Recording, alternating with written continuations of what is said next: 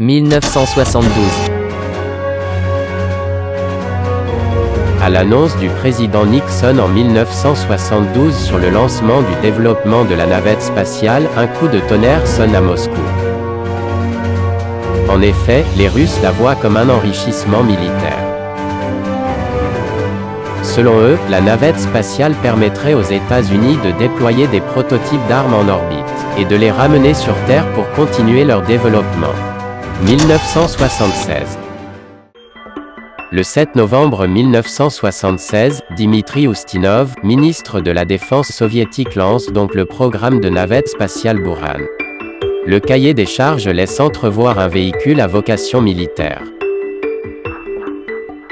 Buran mobilise alors de très nombreux ingénieurs et un budget important.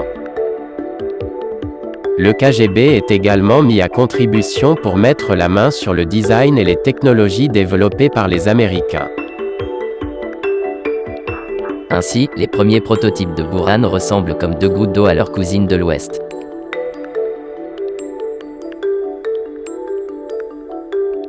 Le programme Buran donne naissance à d'autres véhicules comme par exemple l'Antonov An-225, qui est encore aujourd'hui l'avion le plus long et le plus lourd du monde. C'est lui qui doit transporter la navette entre les différents sites de production et de lancement. Autre développement majeur, la fusée Energia. Elle abrite la principale différence entre la navette américaine et la navette soviétique. Les Américains font reposer leur propulsion sur des moteurs intégrés à la navette et un réservoir externe. Buran de son côté ne possède pas de moteur de forte poussée.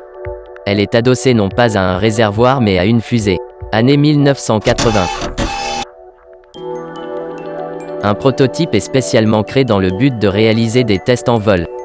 Il y en aura 25 au total entre 1985 et 1988. C'est donc 4 ans après le début des vols de la navette spatiale américaine que ces essais ont lieu.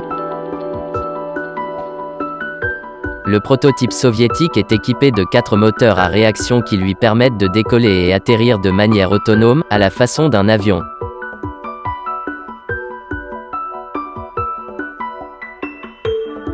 Buran sera la première navette construite dans le but d'atteindre l'orbite. Son lancement aura lieu en novembre 1988 et se fera sans membres d'équipage.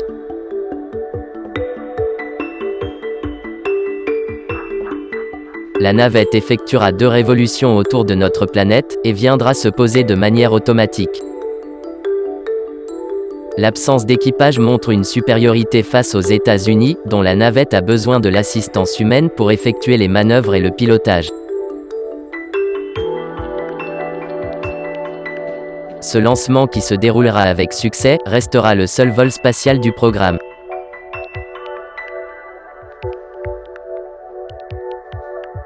« 1993.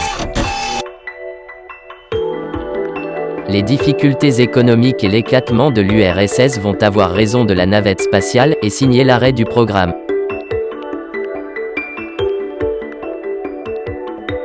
Mais que sont alors devenus les prototypes et les navettes par la suite ? Buran est stocké dans un hangar, qui s'effondre le 12 mai 2002, tuant 8 ouvriers et détruisant la navette. La seconde navette spatiale Ptishka fut commencée, mais sa construction s'arrêta à 95%. Elle prend depuis la poussière dans un hangar situé à Baïkonour. La construction de la troisième navette spatiale Baïkal ne fut pas achevée non plus.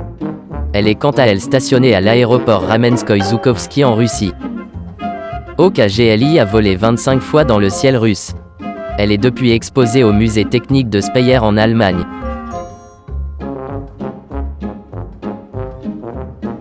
D'autres prototypes ont existé mais ont soit disparu soit ont complètement été détruits.